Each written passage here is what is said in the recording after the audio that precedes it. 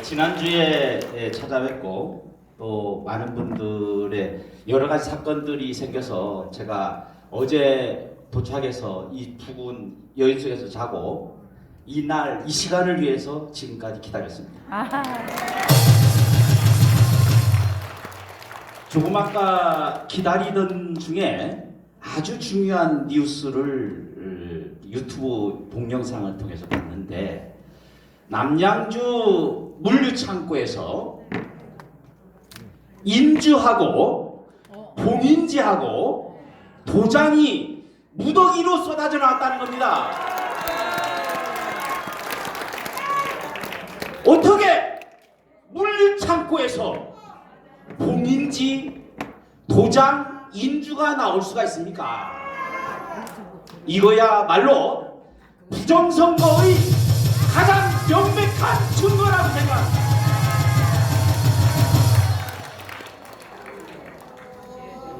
제가 요즘에 보수 유튜버 몇 분들에 대한 얘기를 들으면서 제가 한문학과 교수기 때문에 한 말씀 그 얘기를 드리고 싶어요.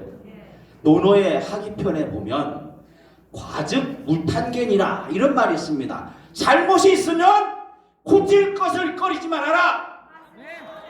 김진, 이명패, 조규환, 정규재, 이 양반들아 좀 잘못이 있으면 고쳐라. 이거를 공자님이 미리 얘기했단 말이에요. 그러면 그래도 머릿속에 든 것이 있으면은 잘못이 있다고 지금 전 세계가 떠들고 있는데 뭐 하고 있는 겁니까? 잘못했다. 보수파 유튜버들에게 무릎 꿇고 사죄를 하고 내가 당장 고치겠다 이렇게 약속해야 되는 건 아니겠습니까? 그런데 말이죠, 잘못을 잘못이라고 인정하지 않는 자들이 너무나도 많습니다. 그렇지 않습니까? 제가 교수기 때문에 교육감도 출마를 해보고 떨어졌지만 뭘 가르치고 싶은 게 있어요. 누구를 대상으로? 이 중앙선관위원장, 중앙선관위의 상임위원 조혜주 이자들에게 제대로 교육을 시키고 싶습니다. 왜냐? 생각해 보십시오. 선거법에 분명히 막대 모양의 바코드라고 돼 있는데, 아니 교육을 얼마나 잘못 받아서 2차원 바코드를 합니까? QR코드가. 반은 아시다시피 막대입니다. 막대 모양의 코드, 그래서 바코드 아닙니까? QR코드가 뭐예요? QR코드는 퀵 레스판스, 바로 반응한다, 바로 반응한다, 이래서 QR인데 어떻게 이게 같을 수가 있습니까? 그래서 국어연구원에서 명확하게 밝혀줬어요. 국어연구원에서 뭐라고 밝혔냐? QR코드는 정보문이다. 정보문이. 이렇게 공식적으로 이름을 지었습니다. 바코드는 뭐냐? 바코드는 정보 막대다. USB가 정보 막대고, 그래서 완전히 국어연구원에서, 국립국어연구원에서 바코드와 QR코드는 명백히 다르다 이렇게 했는데, 이것을 무시하고 불법적으로, 제가 지난주에 말씀드렸던 것처럼 더불어민주당 10명의 국회의원들이 QR코드를 사용하는 것을 법으로 만들어서 불법의 여지를 없애야 된다라고 해서 이 QR코드로 쓰는 일부 개정안을 제출한 겁니다. 이것 자체가 QR코드를 쓰는 것이 불법이다 라는 것을 인정한 겁니다. 자신들이. 왜 보수파가 당하느냐? 보수파들이 가장 잘못하고 있는 것은 저자들을 상식적인 인간, 정상적인 인간으로 보기 때문에 당하는 겁니다. 저들은 인간도 아니에요. 정상적인 사고로 하지 않습니다. 정상적으로. 그러니까 여러분들 많은 의혹사 지난번에 있지 않습니까? 도대체 자살한 것인지 자살당한 것인지 알 수 없는 죽음들이 얼마나 많습니까? 자신들의 잘못을 감추기 위해서 사람도 죽일 수도 있는 자들이 저들 좌파 쓰레기들 아니겠습니까, 여러분? 그래서 최소한도 입법기관의 의원들을 뽑는 국회의원 선거만큼은 철저하게 법을 지켜야 되지 않겠습니까? 다른 기관 다니고 반장 선거 다니고 농협 회장 다니고 법을 만드는 국회의원을 뽑는 이 선거에서 명백하게 불법이 드러난 그러한 것을 어떻게 알고도 자행을 합니까? 이런 자들이 공부를 제대로 안 해서 그렇고 머리가 썩어서 그렇습니다, 여러분.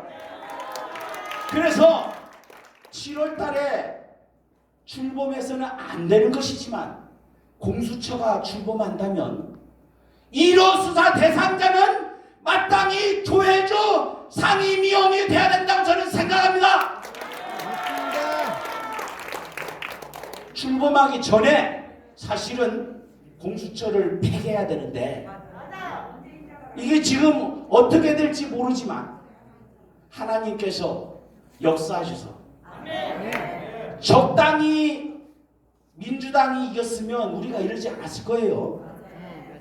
그런데 이거 암만 생각해도 이상하다. 어떻게 163석을 정확하게 맞히냐? 이상하지 않느냐? 이런 것들을 다 국민들에게 알리도록 그렇게 작용을 하셨는데 여전히 모르고 있는 사람들이 많다. 그래서 여기 계신 여러분들이 여기에 있는 유튜버가 진실을 알려야 되지 않겠습니까, 여러분? 하나님의 뜻을 알려야 되지 않겠습니까? 그것이 하느님이 보호하사 대한민국 만세입니다. 결정적인 순간. 그래서 우리는 이 부정선거가 철저하게 드러나고 있는 것을 목격하고 있습니다. 조금 아까 말씀드린 공직선거법 일부 개정 법률안을 제출한 것이 2018년 8월 30일입니다. 그런데 그 전에 무슨 일이 있었느냐? 이라크에서 한국산 전자개표기 그리고 투표기 이거를 불법은 아닐게요. 편법이죠.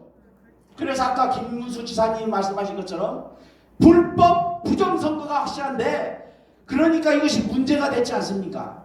심지어는 뇌물까지 준 혐의가 있다. 이렇게 보도가 됐어요.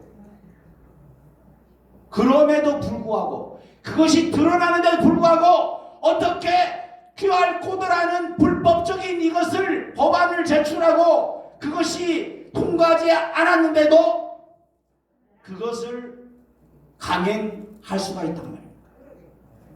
중앙선관위원 조혜주를 비롯한 중앙선관위원회는 대한민국의 법령을 그리고 대한민국의 국민들을 완전히 무시하고 있는 것 아니겠습니까? 이걸 어떻게 참고 견딜 수가 있습니까? 그래서 이 말을 하기 위해서 제가 어젯밤에 하룻밤을 잔 겁니다. 도저히 참을 수가 없다 이거는. 그런데 이게 시간이 얼마 없기 때문에 조금 한마디 더 하겠죠. 1917년 2월 혁명이 일어났습니다. 러시아에서. 이 혁명부터 100년이 지난 2017년 5월 달에 무슨 일이 있었습니까? 문재인이 대통령이 됐습니다. 선거를 통해서. 그들은 끈질기게 말았던 100년 전쟁입니다. 한반도에서 공산혁명이 시작이 된 것이 2017년이다. 저는 그렇게 생각합니다. 그런데 더 놀라운 것은 2017년에 시작된 러시아 혁명이 딱 5년 걸려서 1922년 12월 달에 소비에트 연방이 결성이 됩니다. 2022년 100년이 지난 2020년 22년 무슨 해가 되겠습니까? 2022년 대선이 있고 문재인 임기가 끝납니다. 그래서 우리가 자칫하면 러시아 혁명의 1922년에 있었던 그것처럼 잘못된 공화국이 만들어질 수도 있다. 이것만은 절대로 막아야 되지 않겠습니까, 여러분? 우리가 바로 혁명의 전사들입니다. 저는 그렇게 생각합니다. 러시아 공산주의 혁명이 100년이 지난 뒤에 한반도로부터 사회주의 공산주의를 거꾸로 완전히 쓸어서 태평양 한바다에 쳐줄 수 있는 역공산주의 혁명이 대한민국에서 바로 이 자리 사랑제일교회에서 시작된다고 저는 믿습니다. 그래야만 합니다, 여러분. 제가 이 말씀을 드리고 싶어서 여태까지 기다렸습니다. 우리 목숨을 다해서 세계 공산 전략 무너뜨리고 무력화시키고 잘못된 이 나라를 말아먹고 있는 인간들을 모조리 다 쳐서 아까 손 대표께서 말씀하신 것처럼 교도소를 5개가 아니라 10개를 지어서라도 반드시 심판을 해야 합니다, 여러분. 그날을 위해서 우리 모든 것을 있는 에너지 다 바쳐서 한번 싸워보도록 합시다. 여러분, 승리의 그날